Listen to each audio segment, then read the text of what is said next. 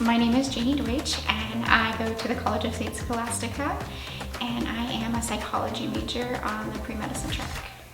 I actually joined McNair last year and was able to attend their beginning version of the research program that they have now, which was amazing because it was an experience unlike other classes. They taught me how to pick a mentor. They taught me how to work with a mentor that's not necessarily the same personality type that I am. And they helped me decide whether I wanted to join someone's research or produce my own. And it was amazing to have an opportunity to produce my own experiment and come up with this idea of a way to help people and understand the human mind in a way that can be applied to everyone. And so I worked with my personal mentor, Dr. Sun, and she's amazing. She was very particular about how she wanted things to be because they were to be to her standard, which was a very high standard. And it was an honor to have the opportunity to reach that standard with her to where she felt okay to put her name on something. And so McNair taught me how to communicate effectively with her, how to manage my time, and use her time wisely and respectfully. It was a summer project, so I joined the Summer Research Institute, and I went through those classes of coming back to Duluth every week to participate and learn and work on my project. My specific research project was the literature review. So I spent many hours researching and reading specific academic journals that had to be scholarly peer-reviewed, and they had to meet this extreme standard, and they were very lengthy. And it taught me how to have discipline in reading those papers, how to pull the high-yield information that I can apply to my own research, as well as have a full backed understanding of why what I'm doing is important and how it can help. I love languages. I love to study languages. My last name is Deutsch, and if you know that, my last name means German in the language German. So my entire life, people were asking me, "Sprechen Sie Deutsch?" And I'm like, "Nein." But it gave me an opportunity to learn this language and really enjoy the process. And as I was going through my time at Scholastica, I realized that people don't learn languages so much anymore to use them. They learn them as a requirement. And I spoke to one lady who took 4 years of German, went to Germany and spoke all English while she was there. And I didn't understand why, if you've learned, you put all this effort into something, why not use it? And it got me thinking and wondering, was it actually an enjoyable experience? Was it something you actually was worthwhile for you if you weren't even willing to use it where it's prevalent and useful? And so that was the basis of creating my research question. And I study languages in multiple different forms to learn which way I learn best.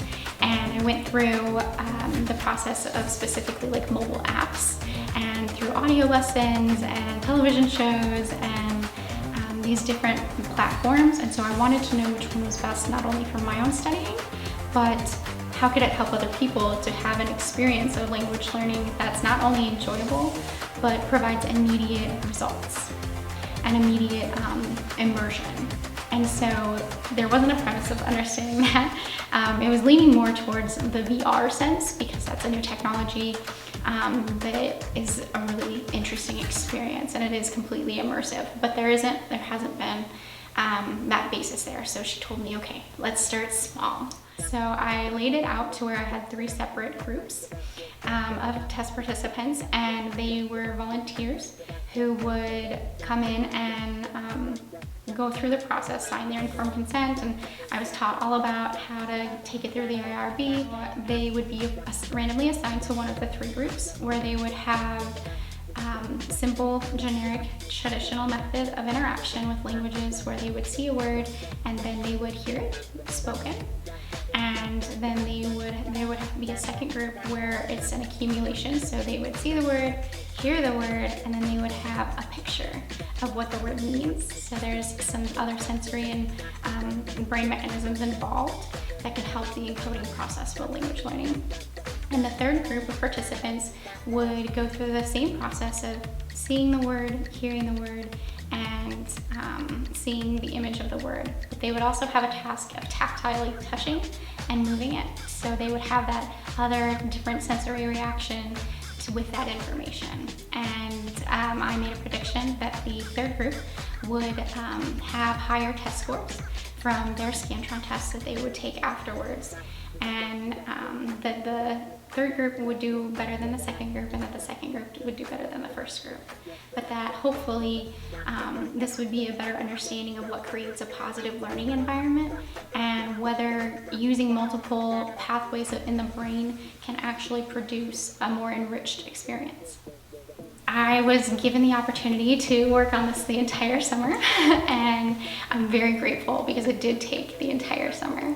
And in July, I was given an amazing opportunity to go to California and to go to the National McNair Conference at UCLA and present. So I wasn't able to get to the point to where I could actually test my experiment, but I was told that this is a great opportunity for you to put your ideas out there and to get some feedback, because then you can take it and move forward, or you can take it and move it in a different direction. And it was a really positive experience despite the fact of not actually testing this idea. The one thing that I share with everyone is that I love Jesus, and he has been a part of this journey the entire way. And I know that I couldn't have kept up with everything because I went back to school, or I came back to Scholastica in 2021, and I came back with 18 credits coming back from working full-time and working through the beginning of the pandemic, and then writing my novel because I stopped working through the pandemic, as many people did, and he has really pulled me back. I originally came to Scholastica as a freshman out of high school in 2015, and I was prompted to come back and finish what I started. And McNair helped me with that, and I believe that it was really important that I did this. And I prayed about this a lot because it was a big commitment that I was adding on top of everything I was already doing, and I wanted to make sure I could provide the best version of myself in order to make it a worthwhile experience for myself and for the people who are sharing their time with me to educate me. So my goal for the future, I want to be a surgeon. And so I worked in sterile processing for a long time. I'm a non-traditional student, so I'm actually coming back to finish my undergraduate degree and then move on to medical school. But I worked out in the allied health field for many years. And a part of that was obtaining certifications, and obtaining those certifications come with credit hours that you have to obtain to renew that certification. And as I was going through these different conferences, I realized that I didn't want to be the person cleaning the instruments, I wanted to be the person using them.